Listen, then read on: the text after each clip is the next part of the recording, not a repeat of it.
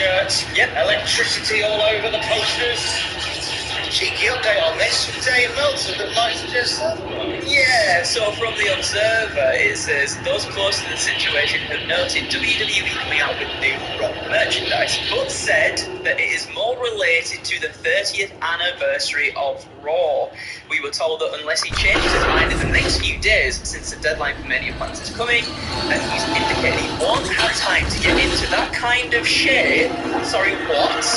He feels he needs to be able to do a main event match with Roman Reigns, but keep the door open for something in the future. And of course, there's also a possibility that this could be a big old secret being kept from everyone as well. Absolutely. Now, the comment there about The Rock believing, I think I'm in good enough shape to wrestle, as you can see there. What a state. Absolutely let himself go, that man. I don't want to see that with a t-shirt off. Yikes. Every single video he makes is holding him from the gym. Being like, drink my drink! With his massive muscles bulging out, not in shape. I guess maybe in terms of cardio, perhaps, to go along in a match. I don't know if that's what he's made of. The man is in the most ridiculous shape of his life. Let's be honest. Hello! Drink my drink! That's what he says all the time, Tom. Native Yorkshireman, Dwayne R. Rock Johnson. Now, I will add this, that in the run-up to, going back as a little spoiler, I'm working on a little audio documentary about The Rock, which comes out next weekend. Little spoiler, last time he came back, like when he did that big run for WrestleMania 27, 28, and 29, about a week before, maybe less, he put out on Facebook that he was done with the world of wrestling and was hosting. And then a few days later, he was announced as the host for WrestleMania, and then we had the two-match series with Cena. Yeah. So this could just be a little work from The Rock to say, oh no, I couldn't. Oh no. Drink my drink. I've got me drink to drink. I'm too busy drinking me drink. If you smell what I'm drinking. So it could be work. He could be throwing us all off the scent. Yeah. I think we'll have a little indicator coming up this coming Monday.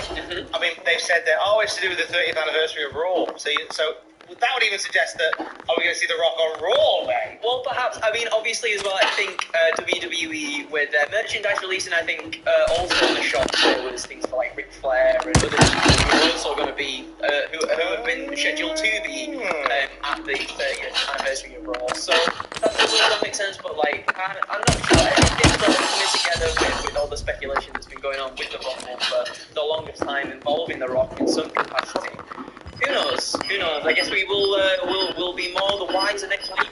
It's also worth pointing out that next month the XFL is set to launch, relaunch. Dwayne Johnson and his team are very much the driving forces behind that. So consequently, he might be too busy dealing with that. He could be, very well. He's a busy man. Hello. I'm thinking of him going, hello.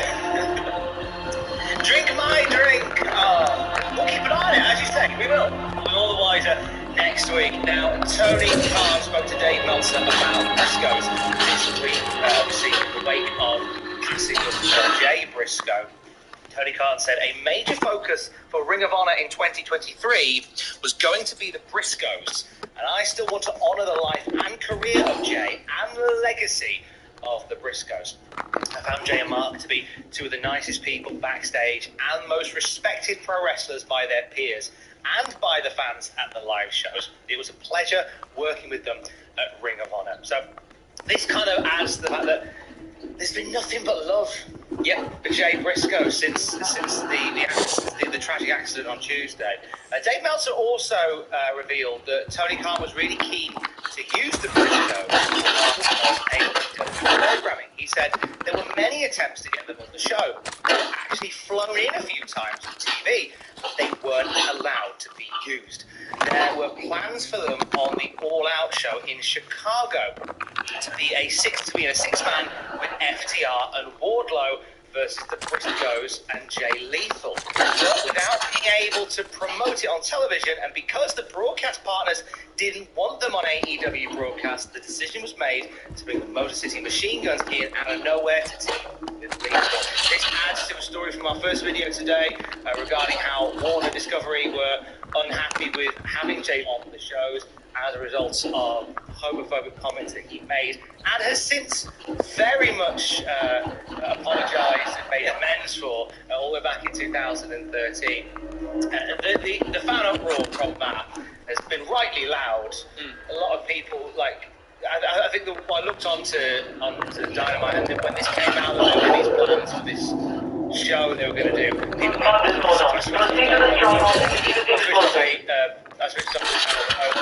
yeah.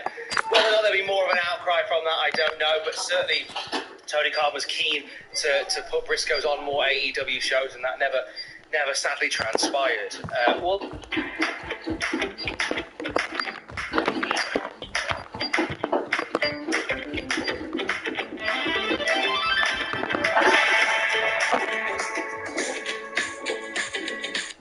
In news regarding WWE 2K23. Thank goodness, Andrew, that 2K22 wasn't a horrible, broken mess. It was really good, and I still really enjoy playing it to this day. Like, the stuff that I think the 2K game very much also about kind of like the community input as well, when they make like they do arenas, when they make like really good creative wrestlers and put them up like online for you to download and everything as well. It's been fantastic, and your series has been fantastic as well. Oh, that old Chester! My old Switches. Back on Thursday, by the way. We'll do some more Cultaholic Pro next week at twitch.tv/Cultaholic. I am indeed, yes, with Hot Roy. If you don't know the context of that, you should tune in and find out. Hot Roy is very Enemy UAV overhead. News from the man who befriended Hot Roy. Right, exactly. 2K23. So yeah, in regards to 2K23, in since deleted tweets, a Microsoft Store data miner has uncovered that the cross-gen version of WWE 2K23 will be released on Xbox consoles on Friday, March 17th. This will also obviously likely be the release date as the standard edition of WWE 2K23. Get to the new safe zone. PCs, maybe your Switches as well. Run on that. We'll find out. What a Wii U release? Oh, well, I mean, Will it run on my Neo Geo Pocket? you know it will. Good, you absolutely know it Will it run on my Wonder Swan? Yeah? Thank you, mate. You're welcome. Similar to previous years, it's expected that a deluxe edition, as well as we saw on 2K22, on 2K23 will be released on Tuesday, March 14th. The same data miner also revealed the WWE 2K23 cross-generation edition as well. UAV action. Standard edition features 16-time world champion John Cena. You got a bulldog truck now.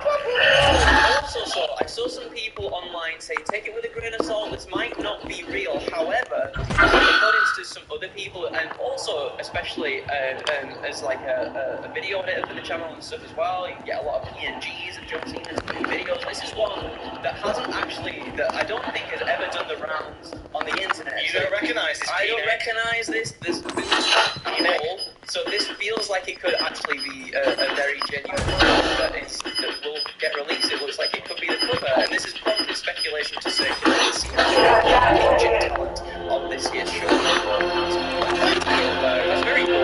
Because there's a lot of like showcase for you to with the career of John Cena. Hostile UAV in the area. So much to I want to read press triangle to throw CC back into ground. I'd love to do that. I'd love to do the TLC. All 27 matches against Randy Orton. Absolutely. Well, Mark Phillips CGI. Yes, excellent. For this, I'm really glad they've changed the release date. I think it makes more sense to have it come out at time around WrestleMania time. Yeah, to build hype towards like the biggest. That's when a lot of Enemy UAV action. obviously the Rumble and WrestleMania seems to be two things at once, where it's kind of bring lots of fans, just casual people into the fold of wrestling, and I think that's the perfect time to release again. And hopefully it's as much fun as the last. Fingers crossed we're all involved. Hostile UAV in the area. Today at cultaholic.com and the Cultaholic Wrestling Podcast, the big girthy podcast, will be later on here on this very case. Well, I will post this thing.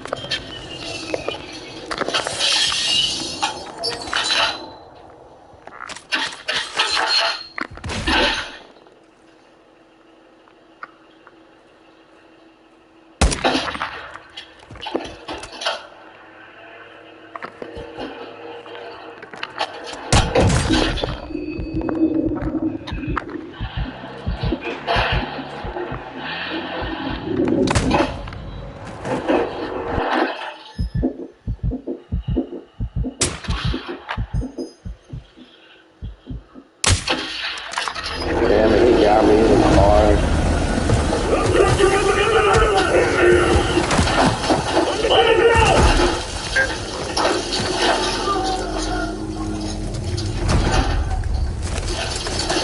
This is the Gulag. Gulag, 45 clear chance to redeploy.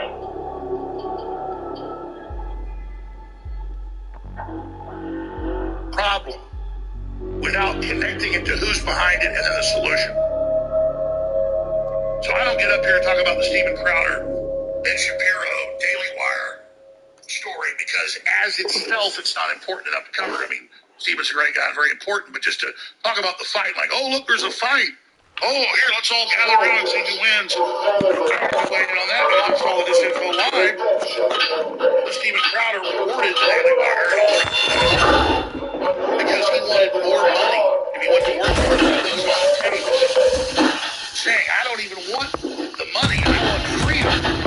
And you guys sent me a contract saying, my boss, they said to me, I'll have my pay cut and be locked in a contract. I was working here for 2 years. I'm not going to take your deal. Respond to me about what you're doing to people. This is un-American. This is hate.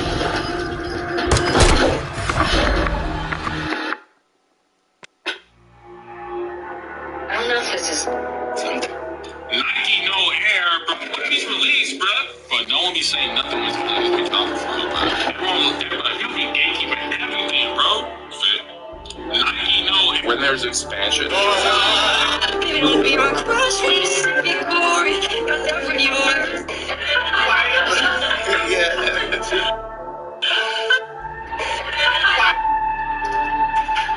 Katie Hopkins and Conor McGregor won. Okay, if you had to marry a baseball player, who would it be? This is such a basic answer, and I don't want to say it. Aaron Judge. Yeah. Okay, if you had to marry a baseball player, who would it be?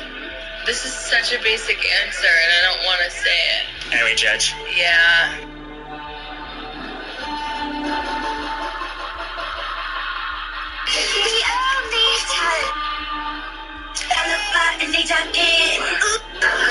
Ready to party? I got the snacks. I just got to Sorry. I walked into a spider web and she got away from me. Dude, we played last night and you brought that nasty keg from 4th of July. I took care of this thing like it's my baby. Until I jumped down the stairs. 617 minus 34. You've got to carry the 7 and 10. I could go for tacos right now. 30. Shut up, it is not. If you ask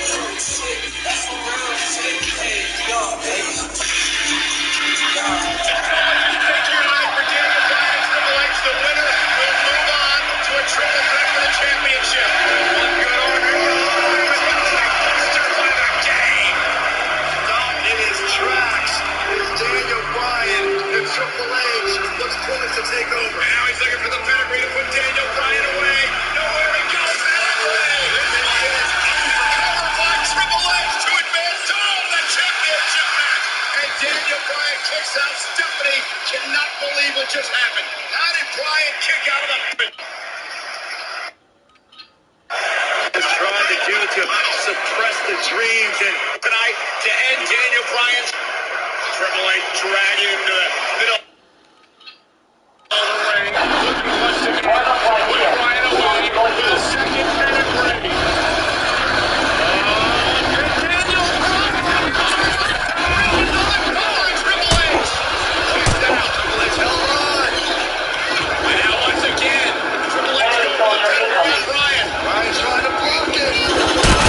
Daniel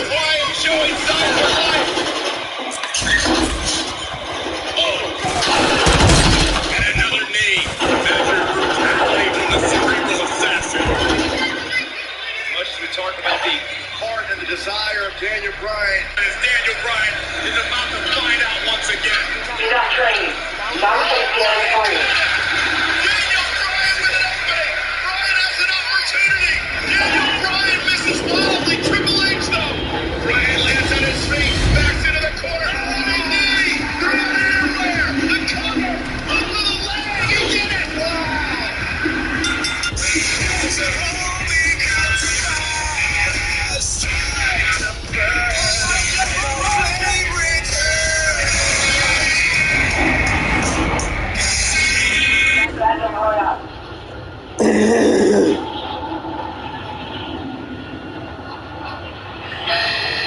Gas is closing on her position. Suggest you get moving. This question was one that I thought would generate a lot of discussion. So I posted it on Twitter, and I was right. I had over 200 replies. It comes to us from Shane in Red Deer, Alberta, Canada. It says, I've been a listener of the podcast since WrestleMania 30. My question is, when their careers are over, who will have had a better all-time career, CM Punk or Roman Reigns? And this got a lot of feedback. Some people thought that this was a slam dunk for Roman. Oh, it's not even close. I don't think it's a slam dunk for anyone.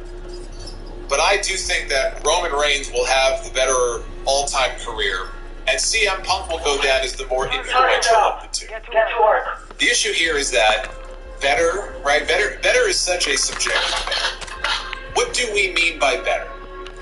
Better in terms of business? Better in terms of influence? Better in terms of accomplishments? You know, are we kayfabing it? Because nobody really wins anything in wrestling. You can list off all the championships you want. Nobody wins a championship. But how much faith does the company put in you to lead their brand and to carry the show? WWE has given that responsibility to Roman Reigns. They've given it to him now for years. But it wasn't until he turned heel that he really found his groove. And that was a good 7 years, right? 7 or 8 years into his run. I don't blame Roman for that. He was miscast. A lot of it can be laid at the feet of Vince McMahon and his stubbornness in pushing Roman as a babyface even when the fans rebelled against him. You could say the same thing about John Cena, who was very popular. And then he got shoved down everyone's throats. At the same time, they stripped away a lot of what made him popular in the first place when he was doing the Doctor of Thugonomics stuff. And we ended up with years of, let's go Cena, Cena sucks. Roman Reigns started out in the Shield, right? In a role that had CM Punk gotten his way, would have gone to Chris Hero and not Roman. Vince McMahon made the correct choice there. But the Shield is one of my favorite groups of all time. They carried those shows. Them and Daniel Bryan in 2013 and 2014. They carried those WWE shows on Monday nights. I love that Shield run. And then they split them up, and Roman, you know, he's gone on since then to headline a total of 6 WrestleManias, with the 7th one on the way. One more after that, and he will tie Hulk Hogan, if you count Hogan coming out and beating Yokozuna in 60 seconds as headlining WrestleMania, which I do. And you can say, well, you know, so what? WWE picks and chooses who headlines Mania. Vince McMahon just kept pushing him regardless of whether he was working or not. You know, he just kept putting him in Mania main event after Mania main event. Well, you know, that's how it works. How do you think they come up with the people who are in the WrestleMania main event? Vince McMahon typically is the one who makes that call. Now it'll be Triple H. Maybe. It may very well be Vince McMahon. Have been following the news lately. We don't know how hands-on Triple H will be as far as WrestleMania this year. But that's another story. But that's how it works. And it used to bother CM Punk greatly that he was not picked to headline WrestleMania. So we know it meant something to him. Roman's done it 6 times. Even though all but 2 of those WrestleMania main events that he has been in have sucked and have been underwhelming. When you're on top that many times, though, on a show like that, history is going to look upon you as being a big star. someone they trusted to build their company around, that person was never CM Punk until he went to AEW. Roman is having an all-time run right now with the Bloodline stuff. He is in year 3 as champion. He became champion in 2020. We are now in 2023. He has an aura about him now that he never had as a babyface. He's only now really hitting his stride. And he's got more years in front of him in the ring than CM Punk does. Punk is also 7 years older than him and has burned bridges everywhere he's gone. But he also took 7 years off, which I think hurts his standing overall. But let's look at that. Let's look at the argument for CM Punk. The man's body of work before coming to WWE was already very good, especially his work in Ring of Honor. In WWE, it never felt like they fully invested in him. Even when he was on that tear as 434 days, right, as champion, for a good part of that run, at least until he turned heel, he wasn't even main eventing the pay-per-views that he was defending the title on. He was playing second fiddle to John Cena, which is kind of the story, I think, of his entire run. The pipe bomb promo, still talked about over a decade later, it changed his entire career, changed his life. CM Punk brought back lapsed fans who had long since given up on the product. He was white hot that stuff. And his Money in the Bank match with John Cena, it's one of my favorite matches of all time. That match was something special. Roman Reigns has yet to have a singles match that type of magic. The closest thing would be the first match with and Roman was just one of many people who were involved in that. Punk's body of work in the ring speaks for itself. The matches with Cena, the matches with Daniel Bryan, the match he had with Brock Lesnar, the match he had with The Undertaker at WrestleMania. Punk got a better match out of The Undertaker than Roman Reigns did. I can tell you that. His Ring of Honor matches with Samoa Joe. Before there was ever a Summer of Punk in WWE, there was the Summer of Punk in Ring of Honor.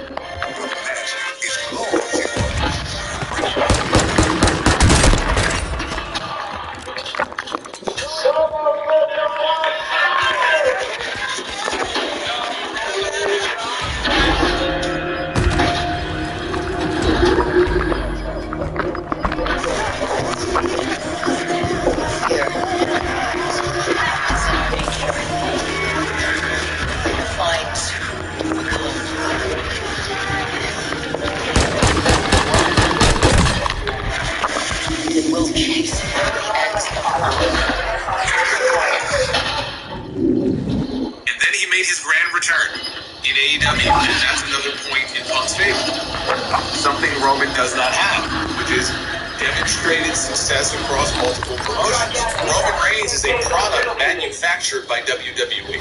He did not start somewhere else and have success there before making it big in WWE. And he likely never will. He'll probably spend the rest of his career working in WWE. He'll be like The Rock and John Cena in that regard. And then he'll end up just like them when he goes off to Hollywood, because you know that's exactly where he's headed. Punk was a world champion in Ring of Honor. He was a world champion in WWE. And he was a world champion in AEW.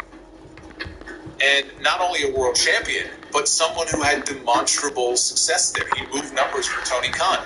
The first entrance in Chicago sold 15,000 tickets to the United Center, without the name CM Punk even being mentioned on TV even once. People knew he would be there. They bought their ticket. Off that buzz, they hit over a Rampage. Put 15,000 asses in the seats. He helped get that company its first pair of $1 million gates. Pay-per-view buys were up with Punk on the card. This cannot be denied. He had that great program with MJF. And a year later, he was gone. But he's still coming back and mentioned as soon as possible. It looks like his AEW run is over. He could have padded his resume some more, but we may well have seen the last of CM Punk working for a major promotion. So if this is the end of his run, he has had a great run. A big part of that run, though, that cannot be ignored, is that he walked out on one company, even if you think he was justified for doing so. And trust me, I have no sympathy for WWE. But still, he walked out of one company and he flamed out of the other. What happened at that media scrum last year was a disgrace, and it is now forever a part of his legacy. Something else that's part of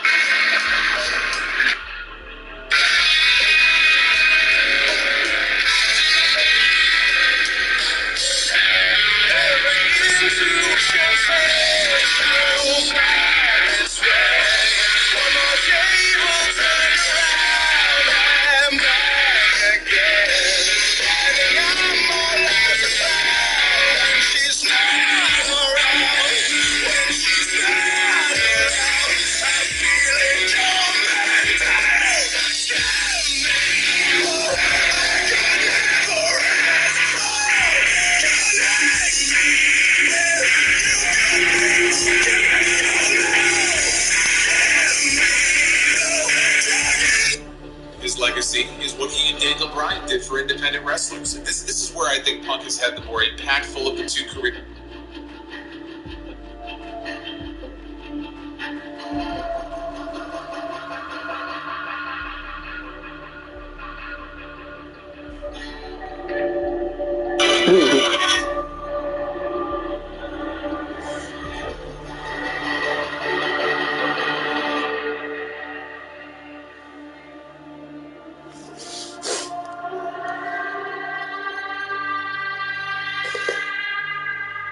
That media scrum last year was a disgrace, and it is now forever a part of his legacy.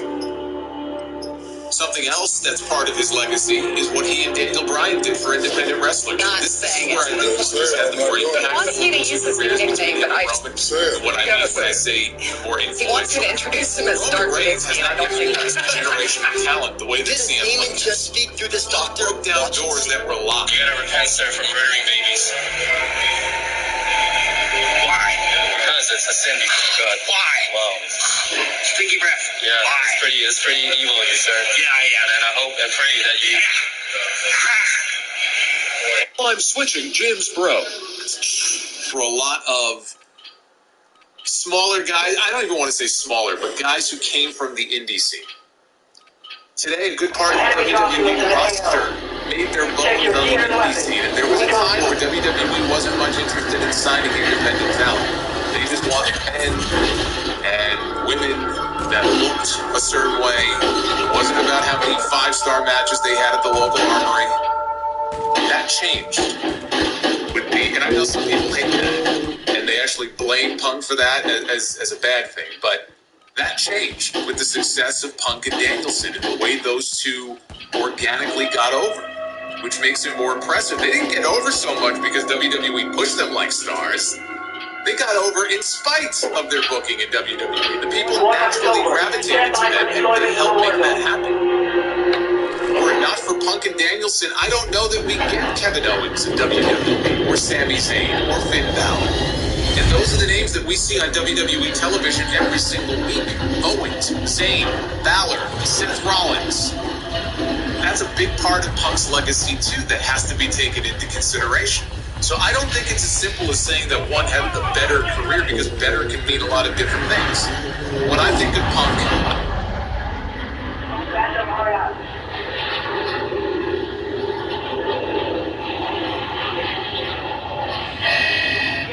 Approaching your position. Move to the safe zone. When I think of Roman, I don't know yet what that one moment is. I don't think he's had it yet. Punk had success in multiple places. Roman had success in just one.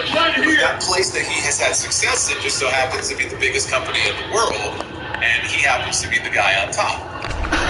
Roman is still only 37 years old, and he's in the middle of the best run of his career. He's got a lot more runway left than CM Punk does.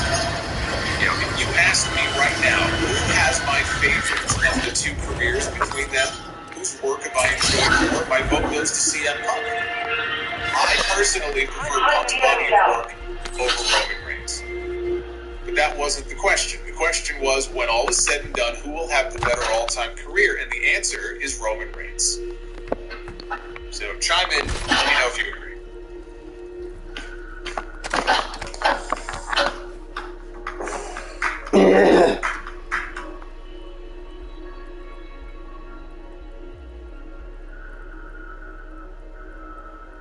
Man, I think that along. So if you hear any of the plastic on the window, that's what that noise is. The wind here today is crazy. But let's get into this. I'm looking forward to doing this. This past week marked the 30th anniversary of the very first episode of Monday Night Raw. And we're going to watch that episode this week as part of our next watch along on YouTube.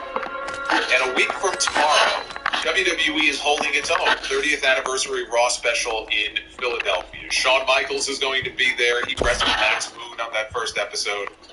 Ric Flair, Kurt Angle has had talks with them about appearing. A few others whose name I won't spoil have been confirmed, but they're out there if you want to know. For years, WWE had 2 hours every Monday night for its primetime wrestling show, which went through several formatted changes. The version with Gorilla Monsoon and Bobby Heenan will always be better. But in 1993, due to the declining ratings of the show, they jumped the format. They came up with a live 1-hour show from the Manhattan Center in New York City called Monday Night Raw.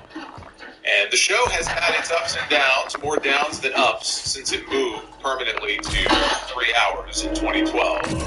That made the show infinitely worse, because now they have an extra hour of television to fill in an era that is not nearly as good or fun as the eras where Raw really made a name for itself.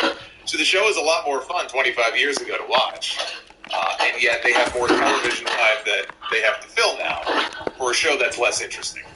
So now you have a show that doesn't have nearly the amount of star power that it used to. And most weeks it feels like they're filling time instead of giving us anything compelling to watch. But as bad as Raw has gotten in the last 5 years, these 30 years have been filled with some great matches, moments, promos, and I thought that I would do my own 30 for 30 and run through my list of the 30 best segments in Raw history. I did a similar feature on the podcast in 2012, the week before Raw 1000. We've had another decade of return. A lot of what is on this list does not come from the last decade, but there have been some additions, and I've made some changes. So again, this is not me picking one thing from each of the 30 years. That's not what this is. And this is not a top match countdown. You're not going to find very many matches here on this list. Again, this is what I believe to be the 30 best segments of Raw history, 30 all the way up to what I believe is the number one moment. And I will give you all the dates on each if you want to go back and watch them on Peacock. We'll begin here with number 30. Jim Ross is announced for the WWE Hall of Fame in Chicago. This was on March 26, 2007. JR was announced as the final inductee for the Hall of Fame class of 07 with a surprise video package. He had no idea that it was coming until it was live. We had Rock in the video comparing him to John Madden. Mick Foley called, "As God is my witness, he is broken in half." The greatest sports call ever. I don't know about sports, but in wrestling, it probably is. And I also think that he beat Andre the Giant with that move is also one of his greatest calls. That was from the Rock Hogan match in WrestleMania 18. But in the video, Triple H says that he knows JR thinks the world of Gordon Solie. He thinks Gordon Solie is the greatest announcer of all time, but he says JR is as good as Gordon Solie ever was. And Steve Austin put the stamp on it by saying that he is the greatest of all time. End of story, which he is. It lights me up every time. I get so excited. My breath catches a little bit. And I try and keep my party inside, but I just get filled with so much joy because it's such a... And he got a standing ovation at the Allstate Arena that lasted more than 60 seconds. You can tell how much it meant to him. The people were so loud, chanting his name. And the sin of it all is that Vince McMahon already had a plan in place to try to get rid of him. He was going to try to replace him again. And he did the following year with Michael Cole. Even with lavish praise on him, Vince McMahon ended up trying to kick this guy out the door. Number 29, Gorilla Monsoon kicks Bobby the Brain Heenan out of WWE. This was on December 6th, 1993. Bobby Heenan was part of the original announce team for Monday Night Raw. Gorilla Monsoon, at the time, was the figurehead president of the WWF. And he and Monsoon had a very adversarial relationship on television for many years. Obviously, they were best friends behind the scenes. But Bobby was leaving. And Bobby didn't want to leave. But he felt he had to. He had neck issues, and I think for health insurance reasons, he had made the decision to leave and go to WCW, which he did the following year. So this was the end of the brain, and they had Gorilla Monsoon come out one night. Even as Bobby was mocking him and making fun of him and making banana jokes, Monsoon comes out, he grabs Bobby, as he drags Bobby to the back, opens the back door, literally throws him out of the building and his belongings, his bag, his toilet paper that fell out of the bag. And with the final parting shot of Raw that night was Bobby Heenan, and he gives a little salute because he knew this was his last appearance. He gave a little salute as he walked off for the final time. It was a very sad but fitting end, I think, for the Bobby Heenan character. I watch that back now. It really does. It makes me very sad to think that we could have had so many more moments and segments and skits and whatever on TV. I was not a fan of Bobby's run in WCW at all. I don't think he was either. But this was a very sad but fitting end for him in WWE. Number 28, the Festival of Friendship with Chris Jericho and Kevin Owens from February 13th, 2017. Owens was getting ready to defend his Universal title at the Fastlane pay-per-view against Goldberg. We all know how that went. But at the time, he and Chris Jericho on screen were the best of friends. And so Jericho, there was this whole Festival of Friendship. I think it was in Vegas. And Owens said that he wanted to give Jericho something. Jericho had given him so much. He wanted to give Jericho things. And he handed him a box. Jericho opened it. And it was a new list. This is what Jericho was doing. He takes a close look. How come my name is on this? And at that moment, he holds it up, and we can see on the back of the clipboard something that Jericho can't see, which is that it says the list of KO. And you can hear the reaction. The crowd knew exactly what that meant. And Owens got this just sort of crazed look on his face, and he attacked Jericho, beat him up, and gave him an apron powerbomb in a callback to the Shawn Michaels and Marty Jannetty barbershop breakup, and the segment that Michaels and Jericho had on TV in 2008. Owens threw Jericho headfirst into the Jeritron 5000. I just thought this was a very well done segment, and you know, Jericho's and the way he said it. How come my name's on here? It was just one of those moments that you don't forget, and I thought it was a very well done segment. Unfortunately, they put the two of them on second from the top at WrestleMania, which that was in Jericho's mind. That was the end of him in WWE. He knew then, that he was leaving. Because they had built that thing up for so long, and then it just sort of petered out there at the end. Number 27, DX tries to invade WCW Monday Nitro. This was from April 27th, 1998. This is when they cut back several times during the show to a bunch of pre-tape segments where DX was like the invading army. Raw and Nitro were not that far from each other that night. And so they got a Jeep, which they, decorated it to be a tank. And the idea was, we're going to drive this tank right up to the Norfolk Scope, where WCW had their Nitro show that night. And we're going to invade. And they interviewed a whole bunch of fans outside the building, and they had fans saying, "Yeah, I got my tickets for free." And they drove that Jeep right up to the gate as the gate was lowered. Somebody on the inside said, "Lower the gate, don't let them inside." You had the New Age Outlaws banging on the door, "Let us in." Bischoff, "Let us in." Bischoff claims that he didn't know about this at all, that he was in a different part of the building when this was all going on, and he didn't know about it until it was too late. Had he known, he would have said, "Hey, bring them in." Right? This would have made some great television for us. Bring them on in. And he says now, nobody on his side was going to fight anybody on the WWF side. And Sean Waltman agreed. He said, "Look, we're the boys. Like we're all friends here. It's not like we're going to start beating each other up." It would have made things very awkward, I think, had WCW kind of thrown out the welcome wagon and said, "Hey, yeah, sure, come on in. We got a live camera here. Come on in." I doubt the WWF would have aired those segments on their. Expedia members get a discount on their trip, plus points for future travels.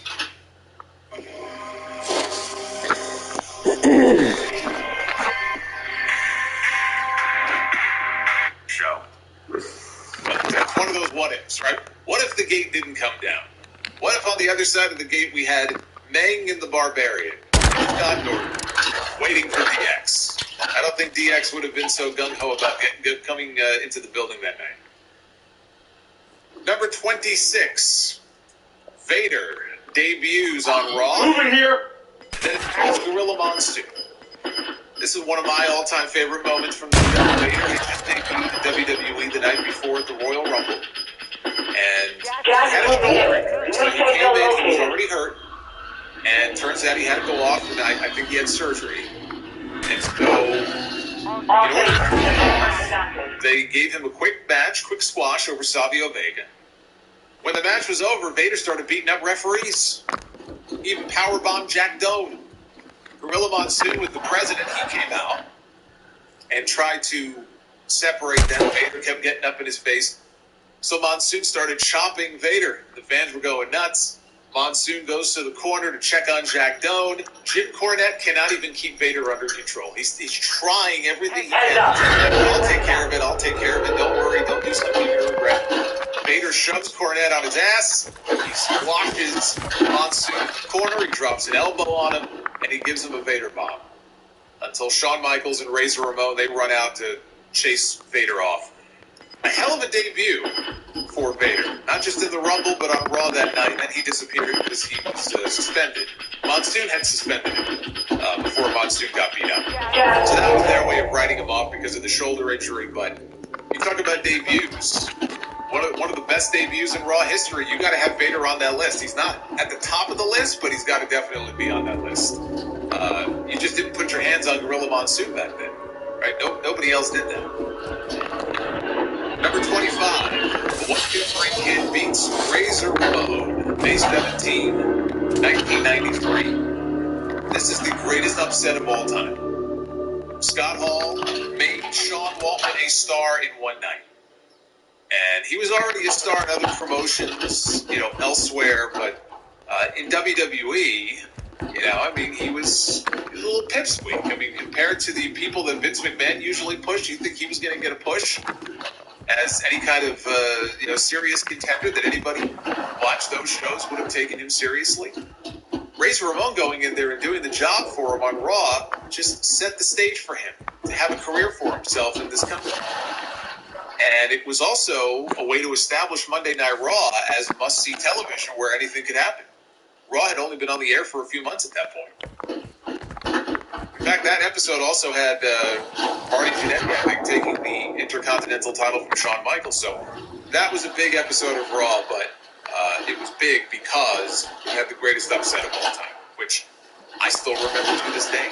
It's still a moment that's talked about all these years later. 30 years later, people still talk about it. Number 24, Daniel Bryan. This was February 8th, 2016. I know Meltzer in The Observer called this the single greatest segment in the history of modern professional wrestling. It's up there. It's definitely up there. Bryan came out.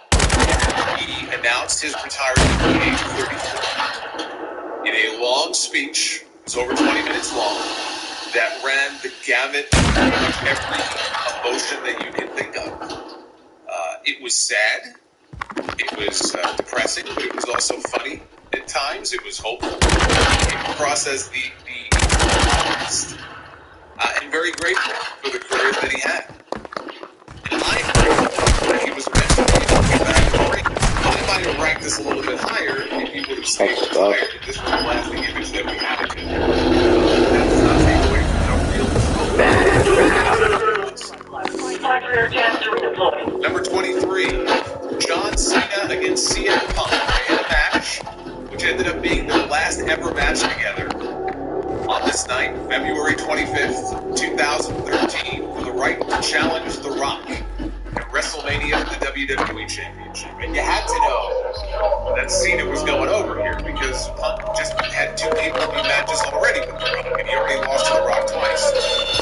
But this was to crown a number 1 contender for the championship. You'll notice that, again, this is a list of matches. What is on this list are one, but I have to put this on there because we usually refer to this as a pile driver match. So CM Punk busted a pile driver out. He pile drove John Cena during this match, and apparently Vince McMahon just made him shit when they got to the back. But it's just something that was banned, and you just didn't see it on WWE television. So when you saw it, it was like, whoa, holy shit. Even the announcers were saying it. This is also my second favorite of all the matches that these two ever had. I put this match behind only their Money in the Bank match in 2011. This is one of the best matches in Monday Night Raw history. And really, if we're being honest here, this should have been the WrestleMania main event venue. Or at least a triple threat with Punk involved. Instead, we got it on Raw. It is weird to say that a pile driver would be such a big deal because we see them on TV every week. Now, but because they're banned in WWE still to this day, unless their name is Undertaker or Kane, to see Punk use one on the biggest star in the company to drop a rider's head, definitely got a lot of people talking. But this entire segment, this entire match as a whole, this was pay-per-view caliber. YouTube Music is a music app made by YouTube, and it's your key to 80 million official songs, so you can keep listening to your great show. Number 22, Rock's return to Raw, really his return to the company, after 7 years away. This was Valentine's Day in 2011. They were announcing the Hulk.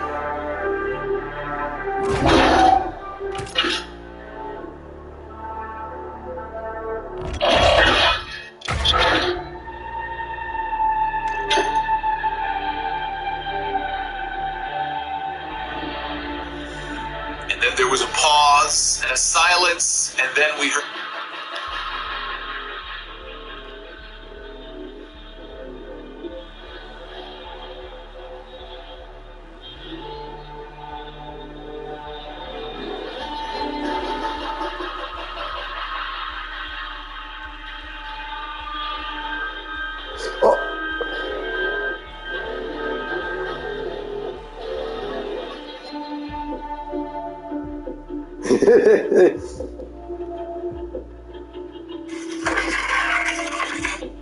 Heard The Rock's music and the entire building explode. And this was his first appearance for WWE after a 7-year absence. He had already established a career for himself in Hollywood. And so this was his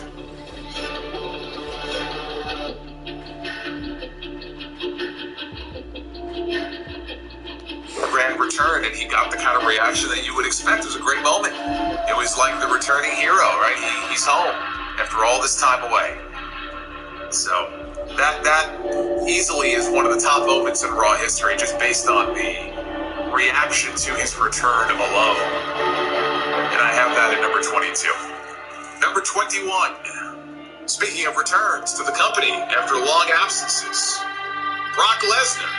His return to Monday Night Raw, the night after WrestleMania, April 2nd, 2012. I was there. I was in the building that night in Miami when Brock's music hit, and he came out, and he got a huge reaction. He was coming off, the UFC heavyweight champion, so he was a bigger star when he came back than he was.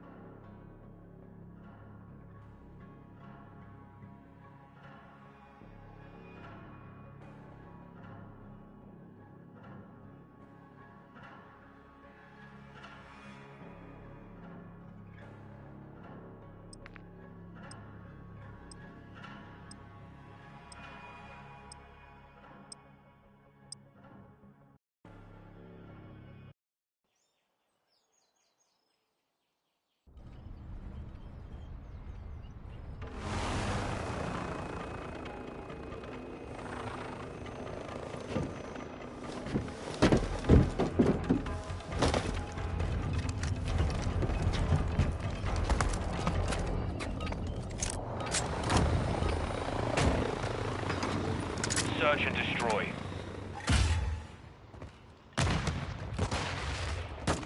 We have the device.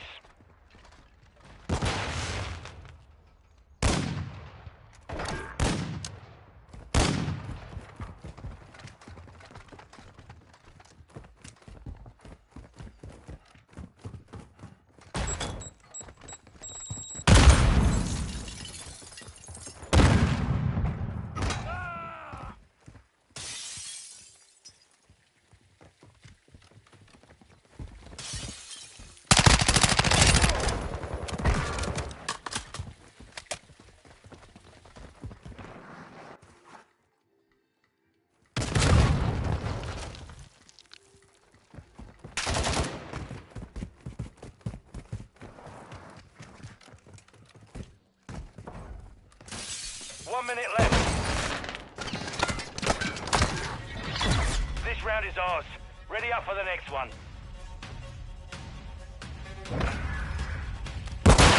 Oh yeah!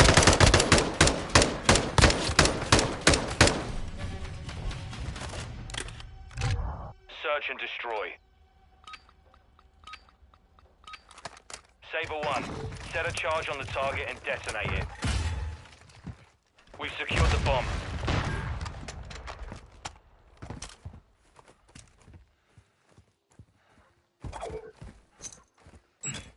We're planting at Alpha. All Saber, device is set. Stand by to detonate.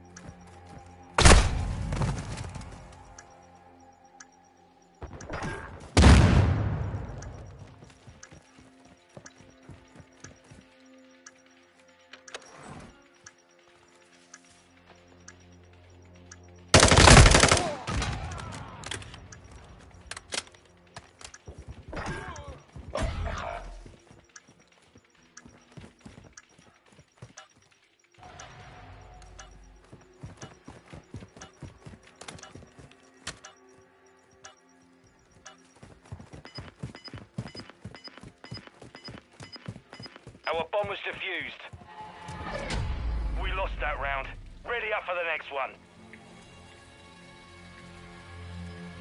Search and destroy. All Saber, plant a charge on the target. Friendly UAV on station. Bomb secure.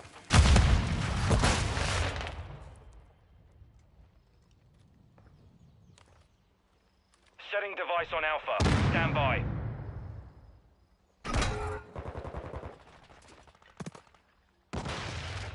Moving here. Look alive! Resupply.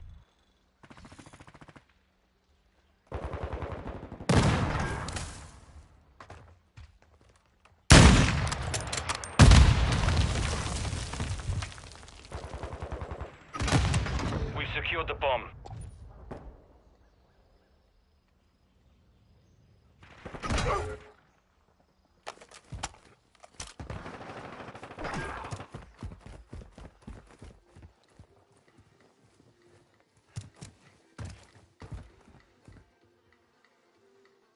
Final minute.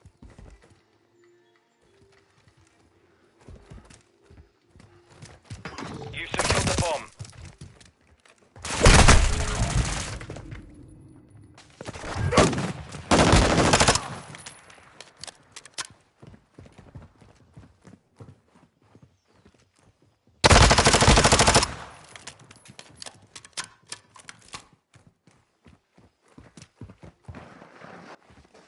Thirty seconds remain.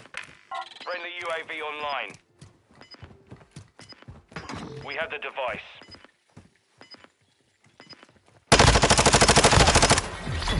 We took a victory there. Prepare to repeat it.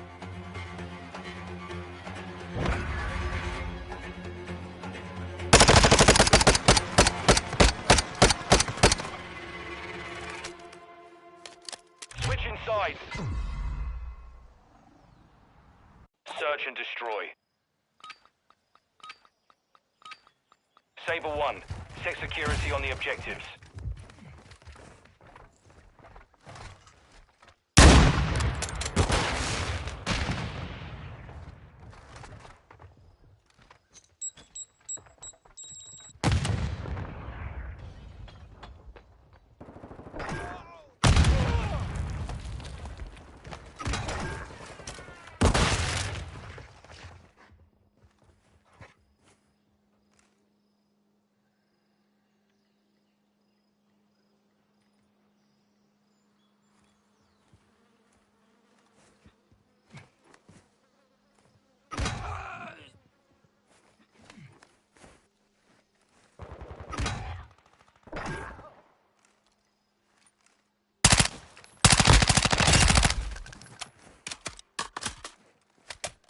Friendly bomb drone is online. 1 minute left. Ghost online. This round is ours. Ready up for the next one.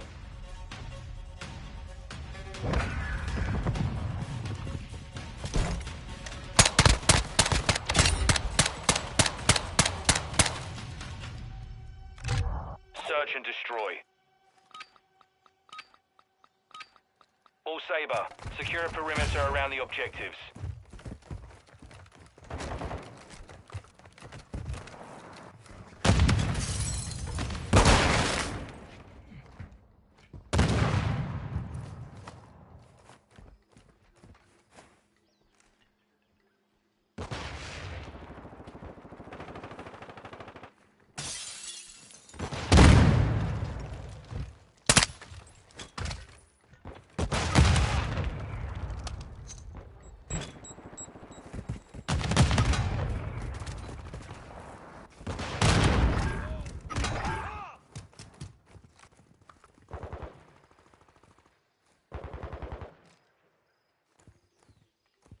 Rest in the area.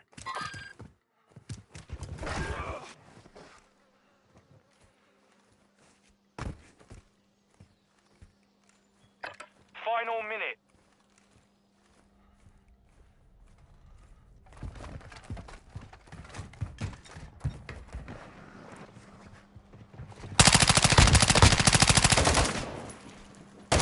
Moving here.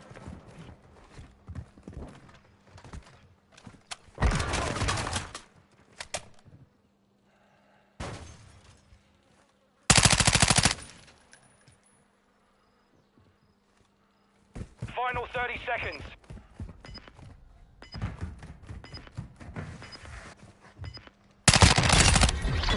We took a victory there. Prepare to repeat it.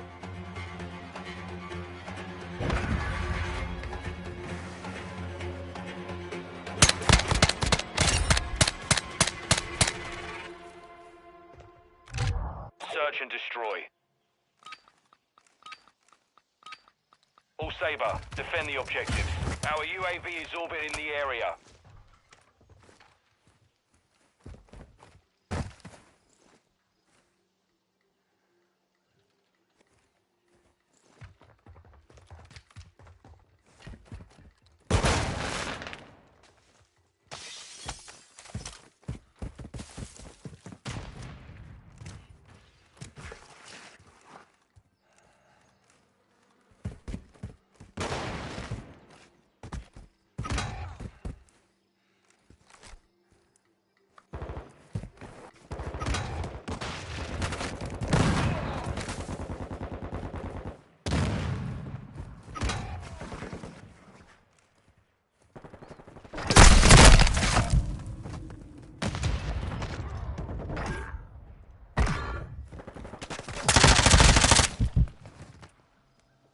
Left.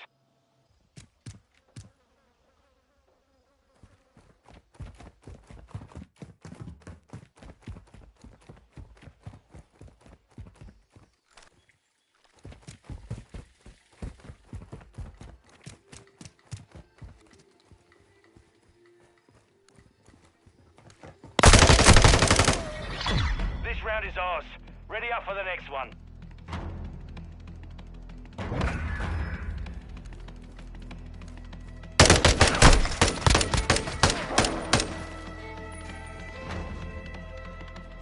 Sides. Search and destroy. All Sabre, detonate the target to win. Bomb secure.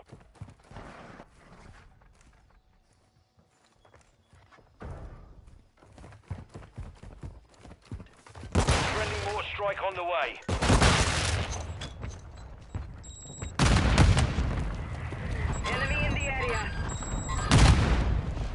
Friendly bomb drone active.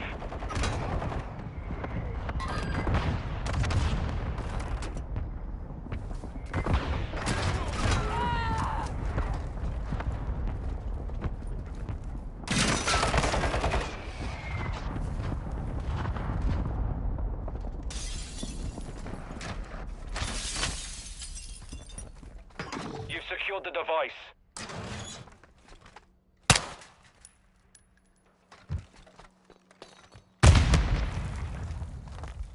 Final minute. Planting bomb at Bravo. Stand by. Device in place. Countdown started.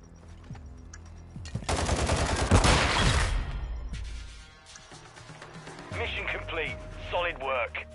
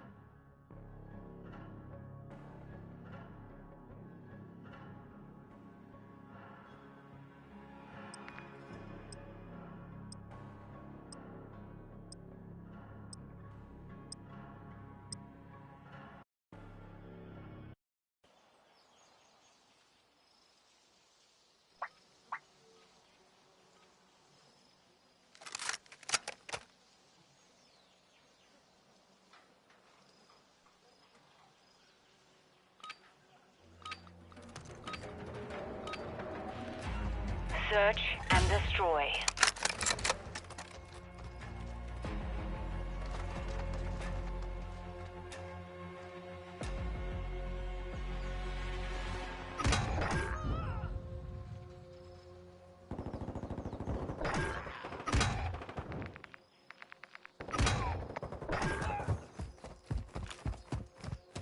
Moving here.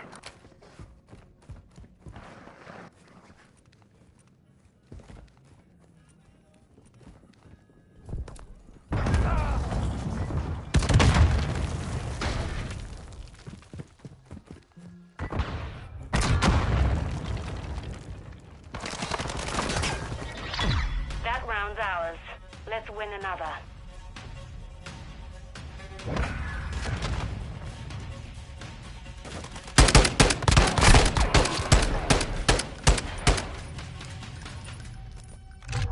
Search and destroy. Hunter 1 set security on the objectives.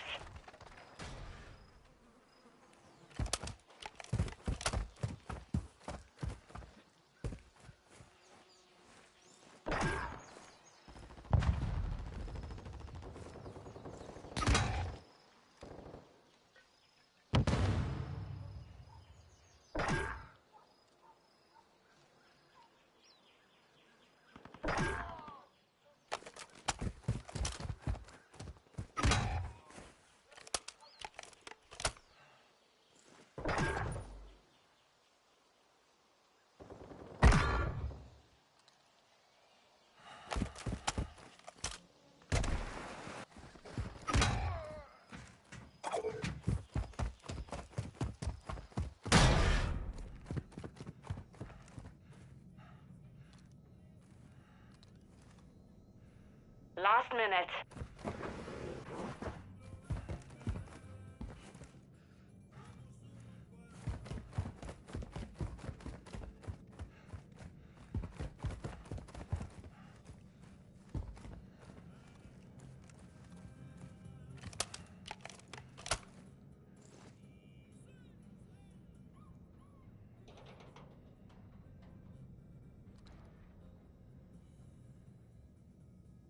"30 seconds left. They've planted at Bravo.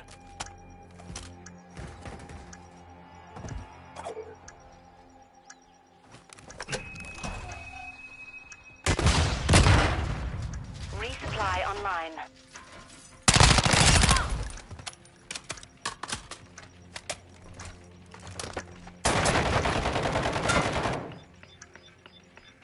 We've defused the bomb. We won that round. Now do it again.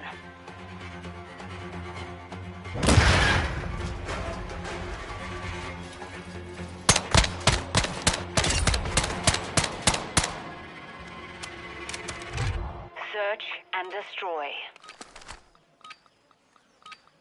All hunters defend the objectives.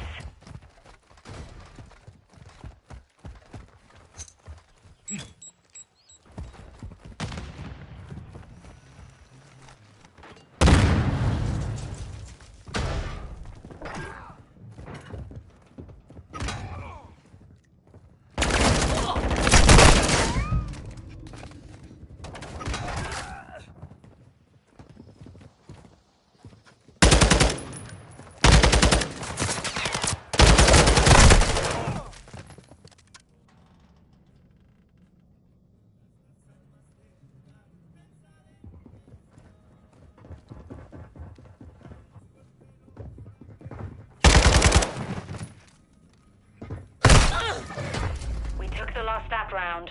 Be ready for the next.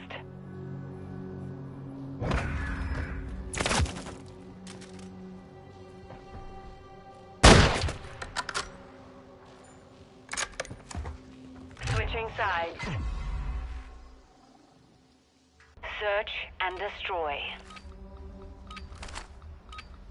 Hunter 1, set a charge on the target and detonate it.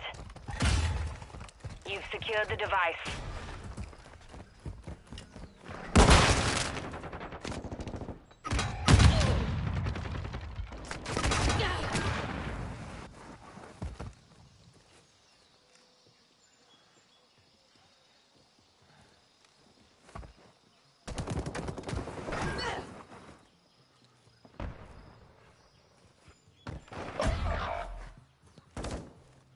Down to you. Finish the mission.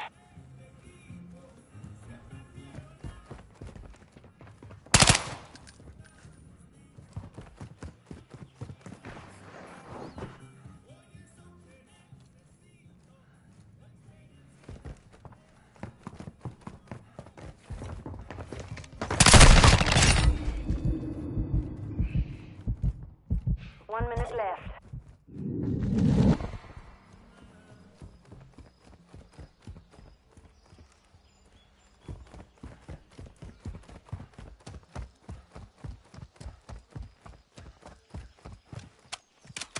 Ghost online.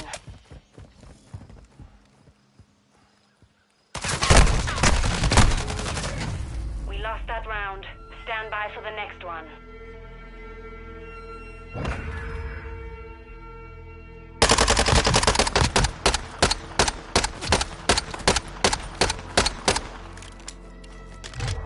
Search and destroy. All hunters detonate the target to win. Enemy UAV overhead. You've got the bomb.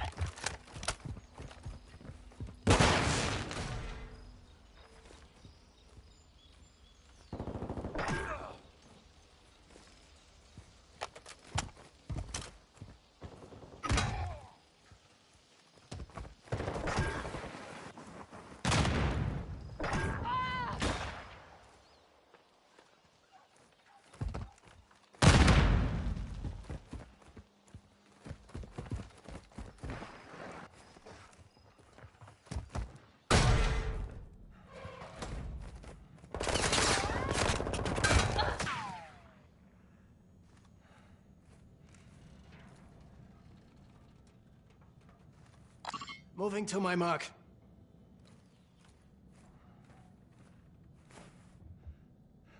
Last minute. Planting bomb at Bravo. Stand by. All hunters, devices set. Stand by to detonate.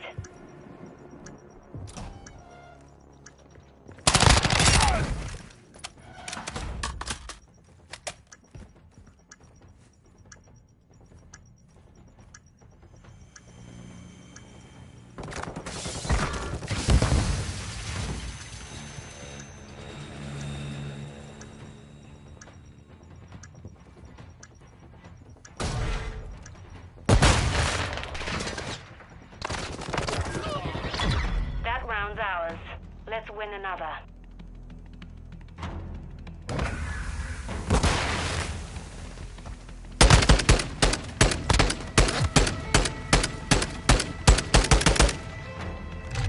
Search and destroy. All hunters, plant a charge on the target and destroy it. Charge secured.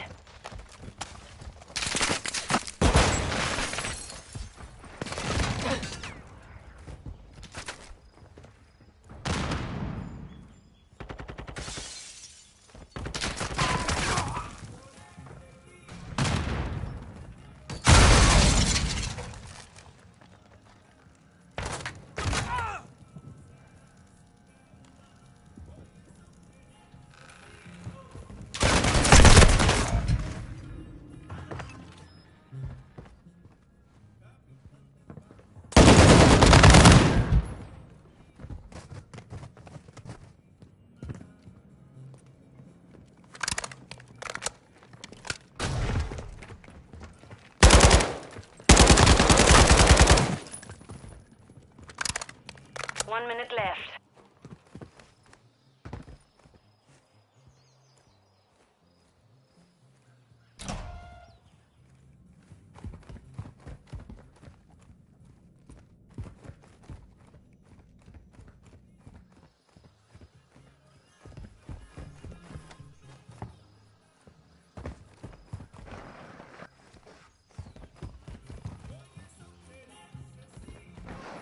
We have the device.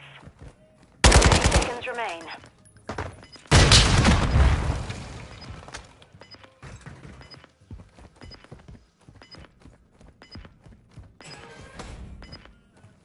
We're planting at Alpha. Bomb planted. Set perimeter.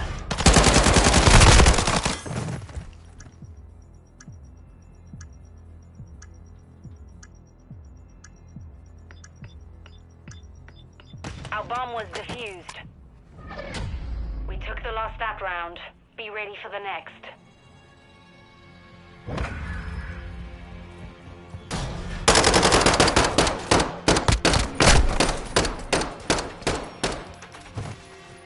Switching sides. Search and destroy. All hunters, secure a perimeter around the objectives.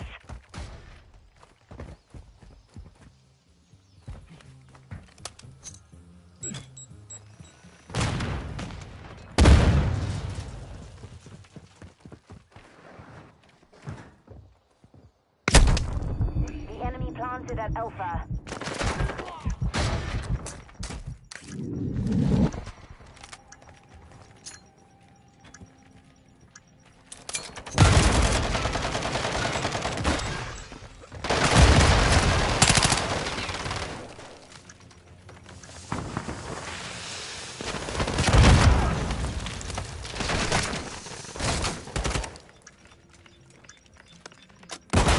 Bomb disarmed. We won that round. Now do it again.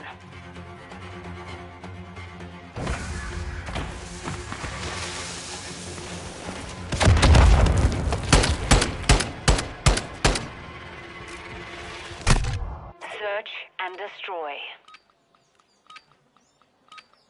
Hunter 1 set security on the objectives.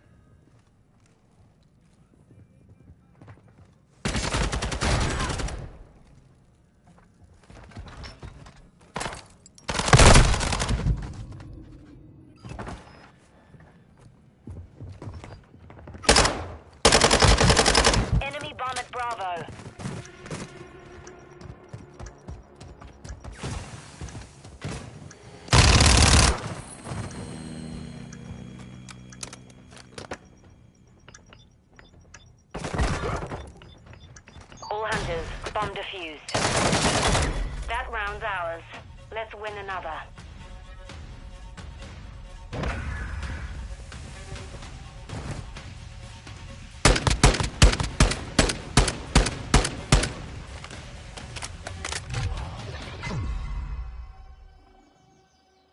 Search and destroy. All hunters defend the objectives.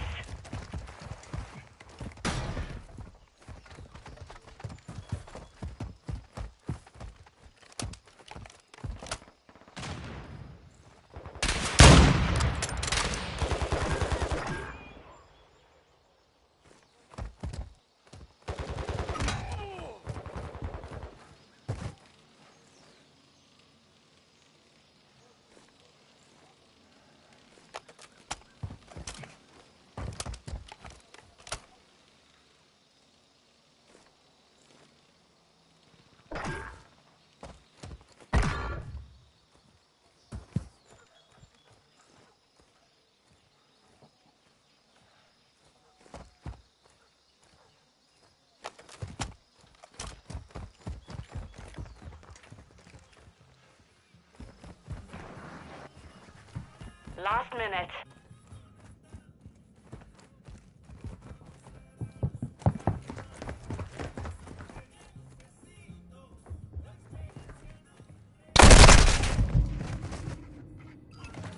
Hostile UAV in the area.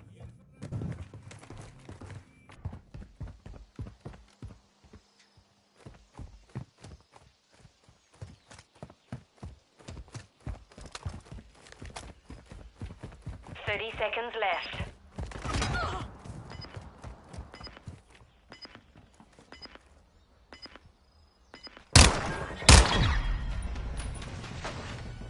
All hunters, mission accomplished. Lack a job.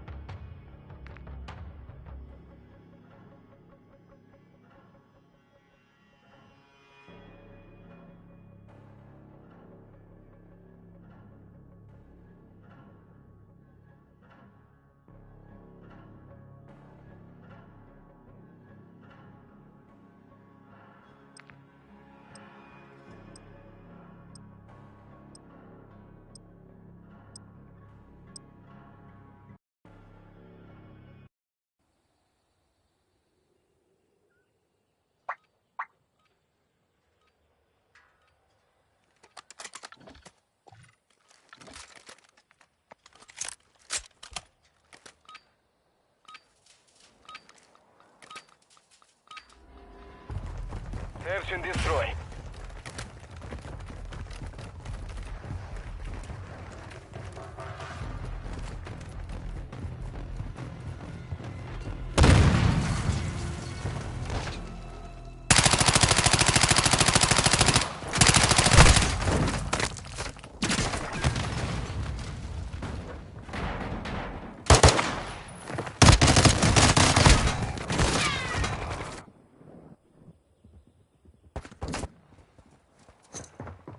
They've planted the Brava.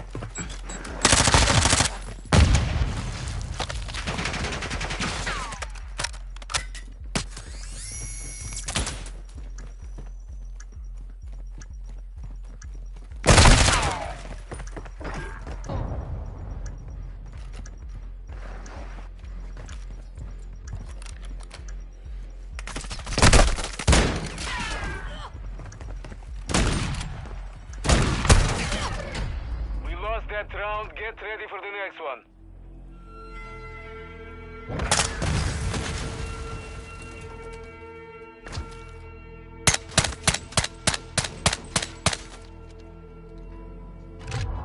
Search and destroy.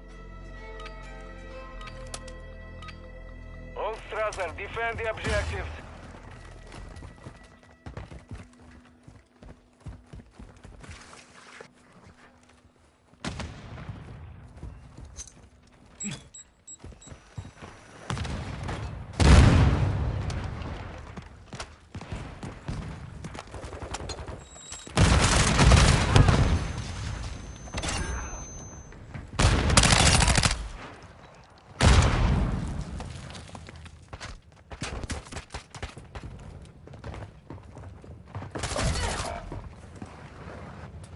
You are all that's left. Finish the mission. The round is lost. Focus on the next one.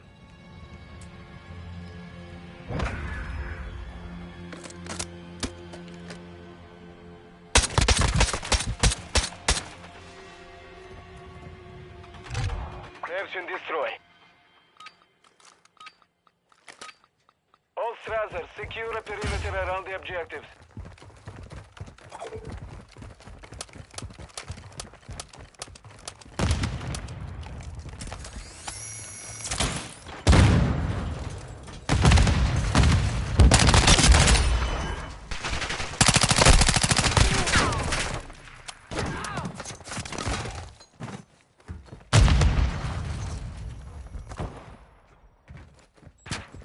Resupply activated.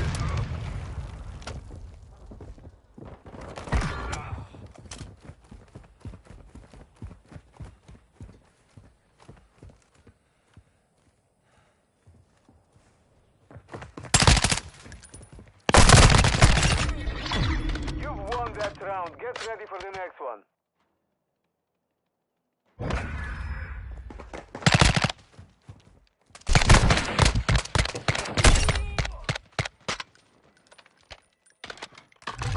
Side.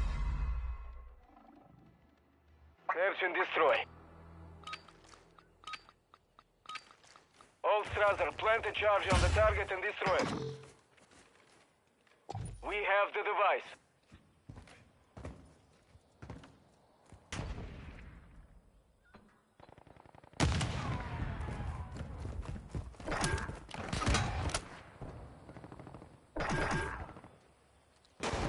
SMG here.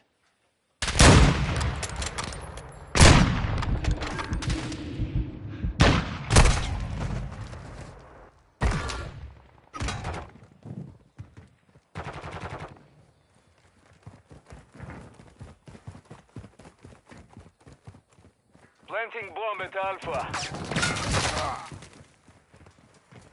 Device in place. Countdown started.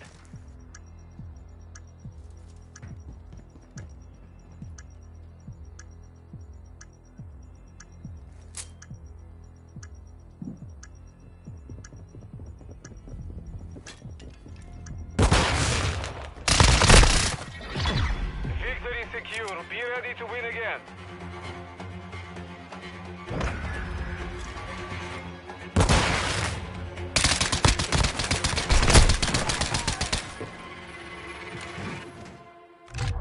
Search and destroy. All Strasser, detonate the target to win. Start your offensive. We have secured the bomb.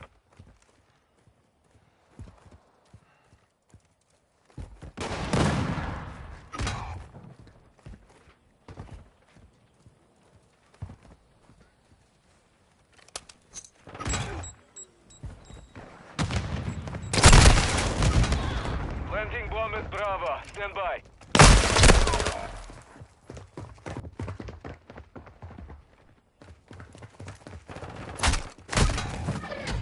We lost that round. Get ready for the next one.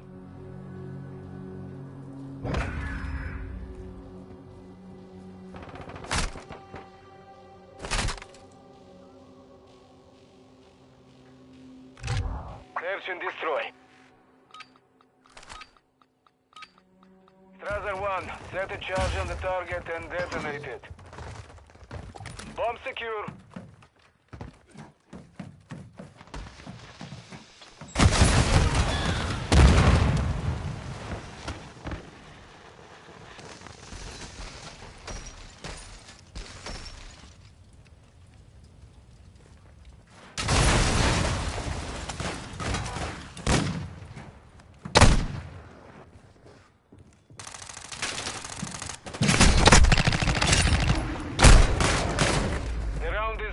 Focus on the next one.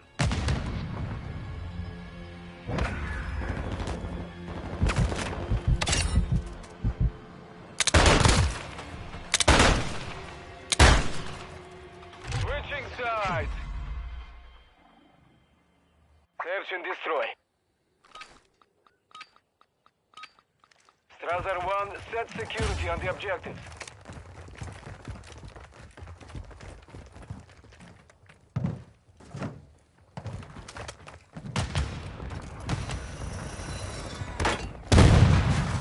Ghost online.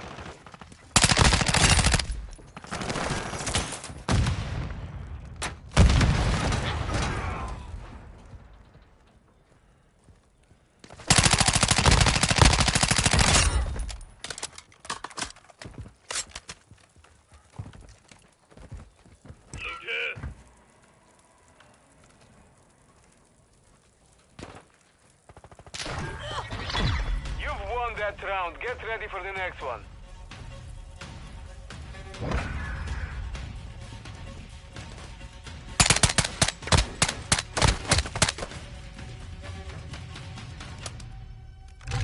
Search and destroy.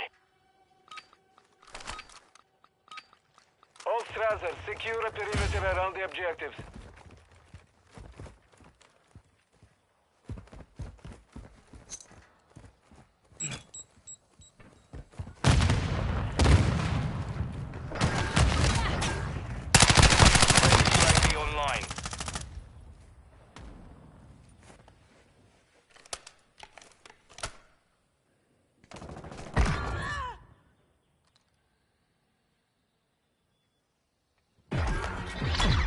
Victory secure. Be ready to win again.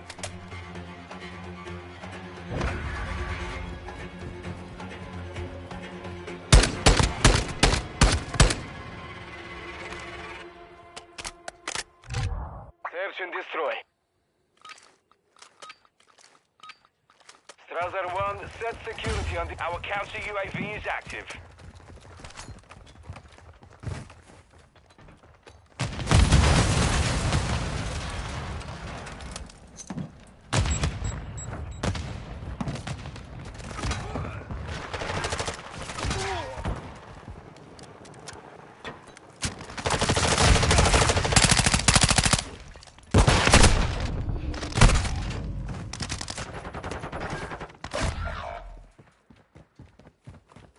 Our UAV is orbiting the area.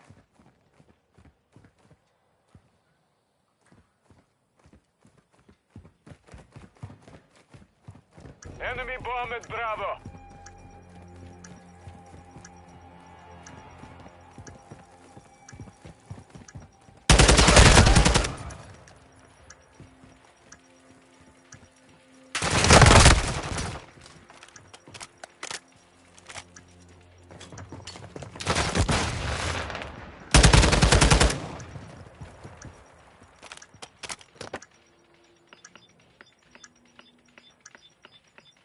We have defused the bomb. You've won that round. Get ready for the next one.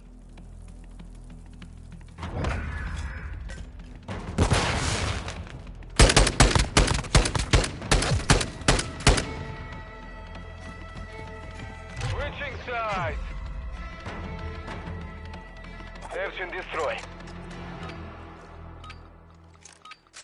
All Strasser, plant a charge on the target and destroy it. We have the device.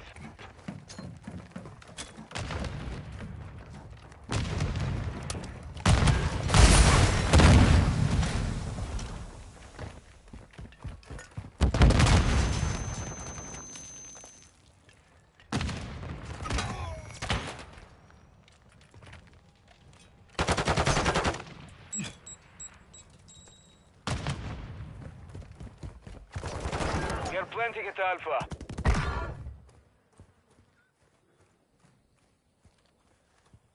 Setting device on Alpha. All Strasser devices set. Stand by to detonate. Friendly VTOL entering this sector. Friendly care package in the AO. Mission is complete.